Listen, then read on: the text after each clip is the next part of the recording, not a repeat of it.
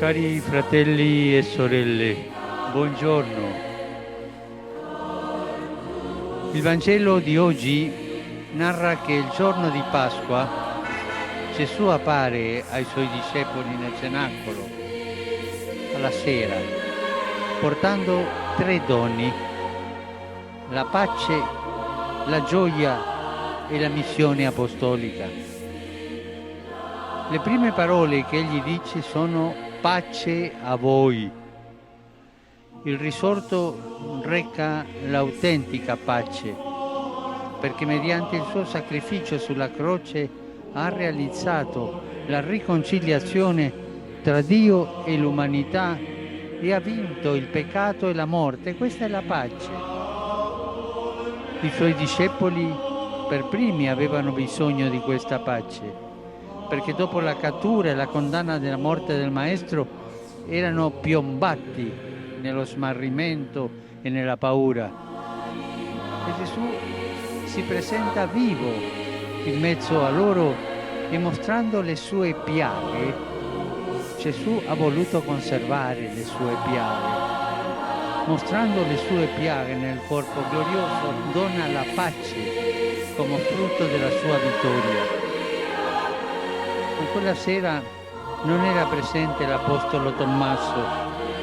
Informato di questo straordinario avvenimento, egli, incredulo dinanzi alla testimonianza degli altri apostoli, pretende di verificare di persona la verità di quanto essi affermano. 8 giorni dopo, cioè proprio come oggi, si ripete l'apparizione. Gesù viene incontro all'incredulità di Tommaso, invitandolo a toccare le sue piaghe. Infine, ringrazio tutti coloro che in questo periodo mi hanno inviato messaggi di auguri per la Pasqua.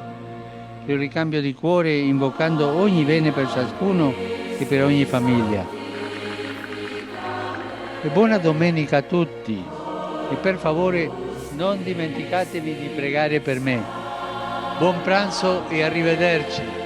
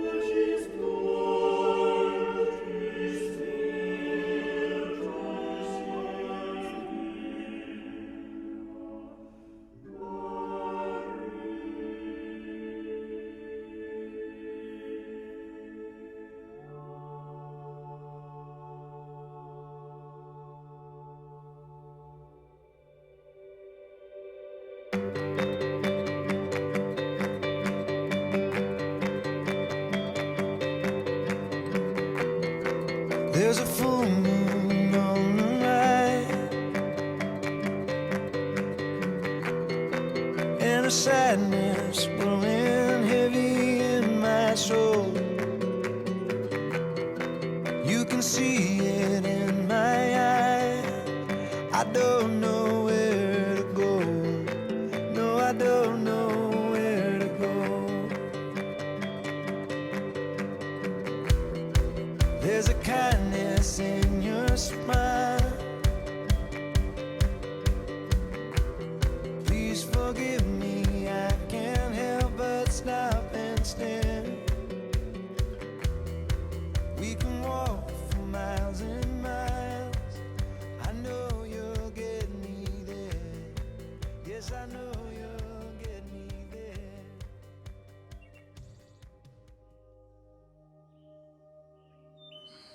You know, one thing that I've been thinking over the last few days is we have been on, yes, a pilgrimage to Rome and Assisi, but I have had a real strong sense that we haven't been visiting places. We have been visiting people. We started, say, on Monday, when we visited St. Catherine of Siena, and we learnt about her passion for the church, and how she wasn't afraid to tell anybody, no matter who that person might be, the right way of things, and what God wants for our lives. We moved on we were in St. Paul's Basilica, and there we stopped at the tomb of St. Paul. We were in St. Peter's, and again, getting life from these saints who have gone before us, getting passion for the gospel, and a closeness to the Lord, who they knew so well. I think all of us were deeply touched by the life of St. Rita. We can readily identify with this woman who gave so much to Christ despite of the many difficult circumstances in which she found herself. I know many of us have a renewed or a new devotion to Rita now. And then we come here to the place of St. Francis and St. Clare. And again, it is the energy of these saints, the joy of St. Francis, and the prayerful devotion of St. Clare that we find so attractive, that we want to be like, that we want to imitate. So as I say, we haven't been visiting places, we've been visiting people. And whilst we've built up friendships and relationships with each other, I feel as though we've also built up relationships with these saints. As Father Dominic said the other day, these aren't plaster casts stuck in a nave somewhere. These are real people who have lived real lives and who continue to intercede for each and every one of us. Today is the feast of Philip and James, but God love them, I'm going to put them aside for a moment. Because I think the best person that we can imitate, especially as we gather in this church of Santa Maria degli Angeli, is the person of Mary, the Mother of God. We have begun this month of May, and perhaps we can both thank her for her prayerful assistance, but also try to imitate her in our lives. There she was in that room in Nazareth, and the angel appeared to her. Readily she said yes to God. And what happened? She received the very person of Jesus into her body. But she didn't keep Jesus to herself. Again, as we know from the Gospels, she went out from that place without second thinking to her cousin hundreds of miles away, across the Galilean countryside, across the Judean desert, way up into the hills, to be with this old woman who was in need of help, because the Lord was with her. Elizabeth's first words to her were, "The child in my womb leapt for joy." John, within Elizabeth, knew the presence of Christ in Mary. You, by this pilgrimage, have received again that gift of God, the very person of Christ within you. So let us be like Mary. Let us leave this place and travel hundreds of miles to the people that we know and love, to our relatives, so that when we walk in that door, They too leap for joy, not just at seeing us, but discovering within us God anew, Christ within us, always among us.